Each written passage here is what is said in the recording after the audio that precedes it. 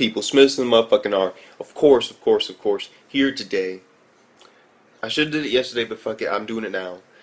Uchouten Kazoku Episode 9 review. By the way, before I start this review, new fucking opening. And by new opening, I mean new music. Yes, fuck it. I'm gonna change the opening again usually, most likely between the transition between last anime season and this anime season. Or, you know what I fucking mean. This anime season and next anime season. I'll change it up. But I don't really got the time for that, as I spent 2 hours looking for fucking music. God fucking, it's hard shit to do. Oh my god. But fuck it. Besides that, let's get into this review, because this episode was very fast. It was like little information, then that's all I really cared about, was that little tidbit of information. Basically, let's start off. Basically, the raccoon dog hot pot will most likely not happen because he has 3 weeks left in the beginning of the anime, and who knows what time it is now, but basically I believe it's around like December or New Year's Eve when it happens, so he's on a deadline of like a week, maybe a week and a half or some shit like that. And the thing is, that professor dude that was hanging out with him around like episode 6 and 5, I believe. That dude. Oh my god, I can't remember his name for the life of me. Fuck. That dude basically is now in charge of the hot pot, and he's been having trouble finding, of course, a raccoon dog. I mean, they're not easy to fucking find. They're not easy to catch. They're fucking, you can transform into humans, so of course they're not easy. But no humans know that. And besides that little fact, we gotta see what he's gonna do, because I have a feeling that's going to tie in to this story. Because he doesn't want to get kicked out of the club, and of course Yashiro, he actually likes this dude, and so I don't know, but I'm still sticking with that theory that maybe the uncle has something to do with it, and there was even more evidence to prove it. We found out in this episode, of course, December 26th, and currently right now at the very end of the episode, it was December 22nd, almost going on to December 23rd. And the thing is, basically, the election's coming. There you go. The election is fucking coming. It's coming very soon. And we find out from, of course, Yashiro's ex-fiance that they're planning something. The two brothers, like Genkaku and Shinkaku, they're planning something. But she doesn't tell us what it is because they're keeping it from her. And there was a little bit of character development between, of course, Yashiro and his ex-fiance. Because I have a strong feeling, because she dislikes Ben 10 so much, that she might actually love Yashiro.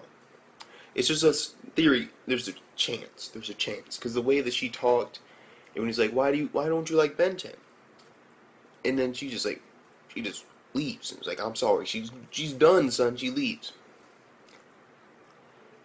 And besides that, we also find out that they need, of course, a Tenju to proceed over, of course, the raccoon dog. Like, basically, who's going to be the next chief? They need one there to basically be a witness.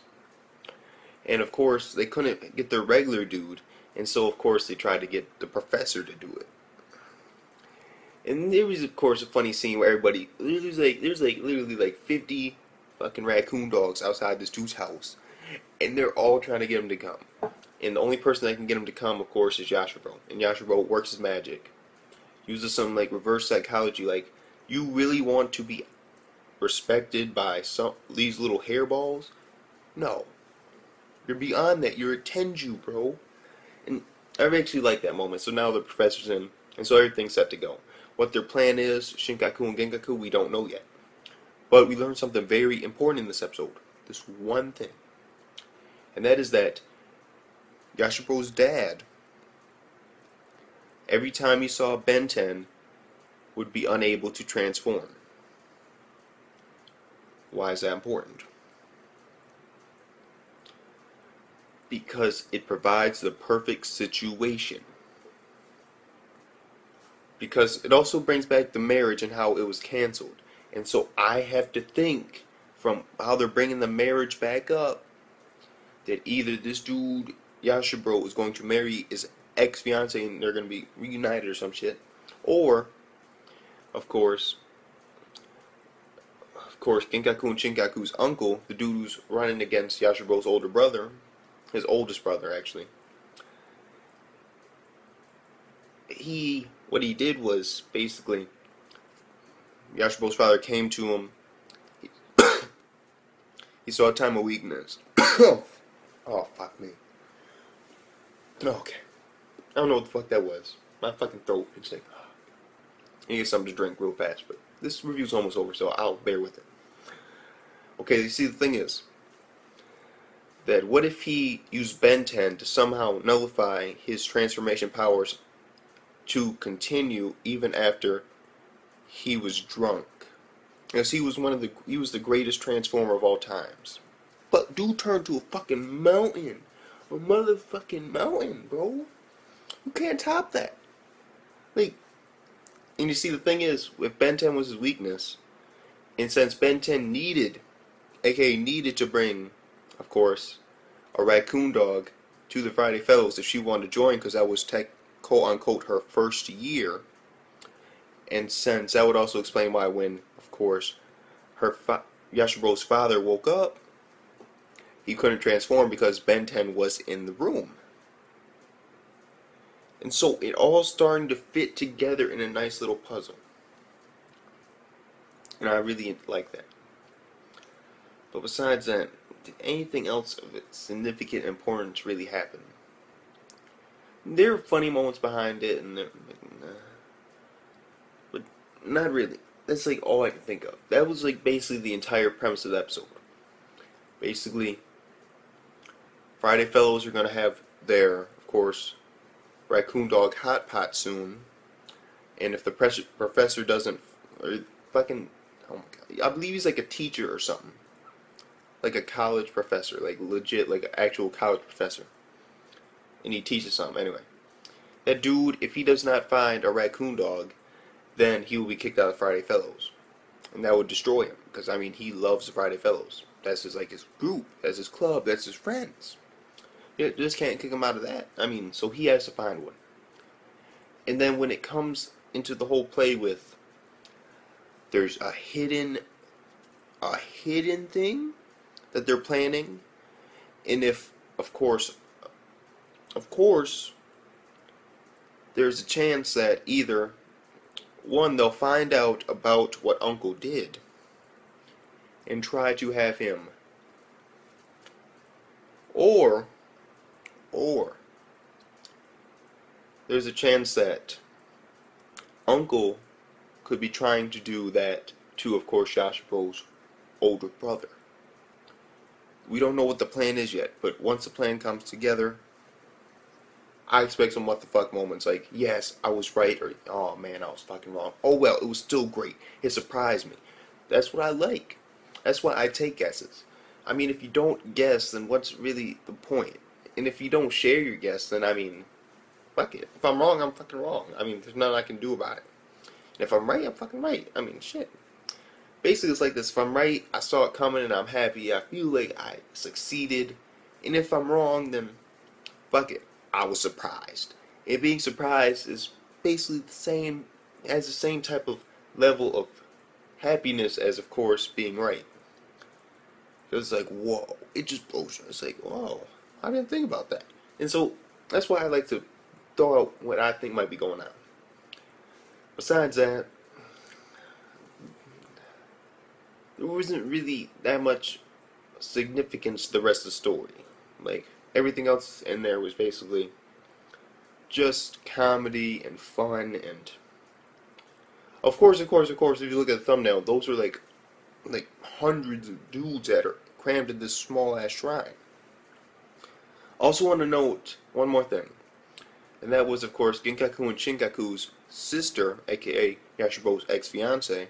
Don't know her name, that's why I'm calling her that, because I still can say it without having to go into her name per se, because you still know what the fuck I'm talking about. Anyway, she was basically defending Yashiro and that family, because Shinkaku and Genkaku, they were acting all tough. They had these dudes blocking the entrance, and she started pelting them with rocks. So That's also interesting. We also find out about this like circle stone, and basically the circle stone is like this ancient raccoon dog that transformed into a stone, and he's been transformed like that for a very long time. But with that being said, that's basically the episode. Oh, fuck, my throat. I won't make it long. So I'm gonna have to give this episode. I gotta give it a 7 out of 10. As much as I want to give it an 8, I can't. You see, because there was a full episode there, and I could only talk about certain things, because everything else was fake. Like, what would be the word? It was mimics. MISC. What the fuck? Miscellaneous. Yeah, miscellaneous. It didn't really fit in with the story, from what I could see right now. It was just comedy and little bit of tidbits that we already knew, and reiteration of stuff we already knew. And so I didn't want to talk about that, because I mean it was just basically reiteration and comedy and some weird moments. But besides that, that's why I can't give it an 8. I can give it a 7 out of 10 though. Second best thing. Because it was good, but it was okay moments in there, because it was a full episode and they could have put a lot more in there, but they decided not to. And they might have done it for a good reason, but still, they had a full episode to work with, and technically speaking, there wasn't that much information in there that was really relevant to the overall series in general, not just this certain episode. And so, with that being said, it's a 7 out of 10. Smith's to my fucking R. I will see you, motherfuckers, next time. By the way, new fucking opening and outro. Peace.